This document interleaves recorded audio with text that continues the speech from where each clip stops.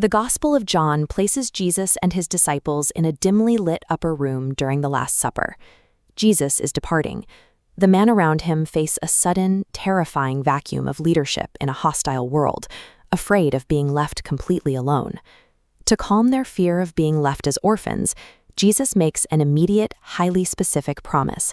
He tells them he will intercede, asking the Father to send another to be with them forever. Up to this exact moment, Jesus himself has been their ultimate guide and protector. By promising another, the text implies that a very specific replacement is going to arrive, someone who must step directly into the exact void Jesus is leaving behind. This transition is an existential requirement for the survival of this early community. Without a presence to fill that leadership vacuum, the movement dies in that room. When modern English Bibles translate this passage, they try to give a name to this replacement. You'll typically see words like helper, often a counselor, or occasionally companion. These specific English words fail to capture the gravity of the text. They reduce a divine, stabilizing promise to something that sounds like a legal advisor or a friendly, supportive sidekick. Understanding the community Jesus was building depends on a specific Greek word with no exact English equivalent, Paracletos. Relying on standard English translations obscures the actual role the Holy Spirit was designed to play in the Christian community. To dissect its etymology, the word Paracletos splits neatly into two distinct structural blocks. The first block, the prefix para, translates to next to or alongside. The second block, kletos, derives from the Greek verb kaleo, meaning to call. When you combine those two definitions, you get the precise functional translation of the Paraclete, the one called alongside.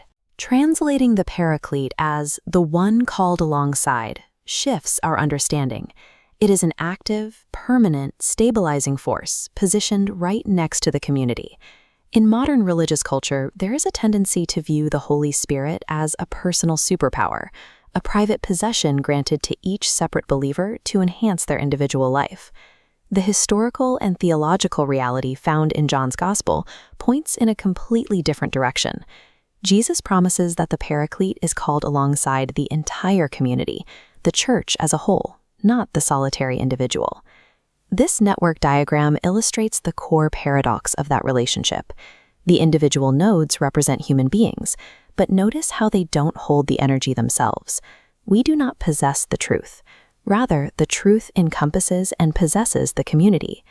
Rejecting religious individualism is essential here. God's presence cannot be owned or claimed like a transactional asset. It is a shared reality. This raises a highly practical question. How does a community actually experience this Paraclete without relying on forced, transactional rule-keeping? The standard transactional mindset assumes that if you obey God's rules, then God will reward you with his love. That is a complete misunderstanding of the logic Jesus lays out in the text. This causal flowchart maps the actual inverted sequence Jesus teaches. Love sits at the very beginning as the root cause.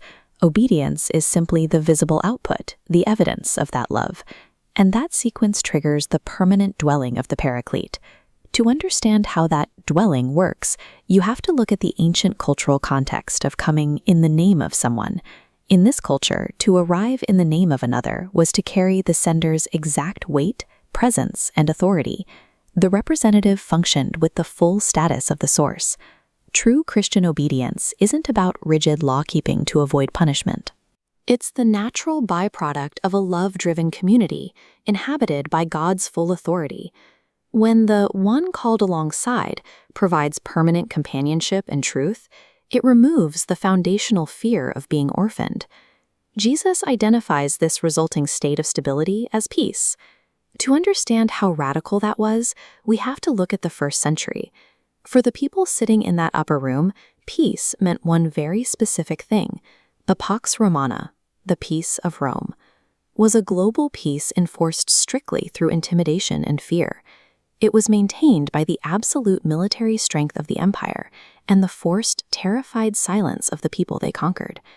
Jesus contrasts his parting promise directly against that brutal reality.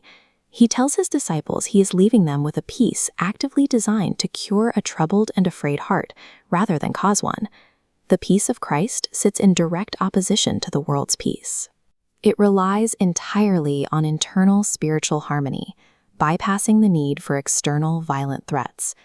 This peace is an invitation into the perfected, transparent relationships found in the Trinity. The Christian community is invited to participate in this exact harmonious dynamic here and now. The presence of the Spirit means they do not have to wait for death to experience the fullness of God. This requires a shift in how we approach faith at a baseline level. It means stepping away from isolated, anxiety-driven obedience and moving toward a communal, action-oriented love.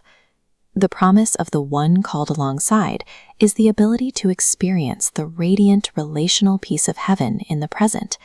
It completely subverts the world's systems of fear, replacing them with a presence that simply will not leave you.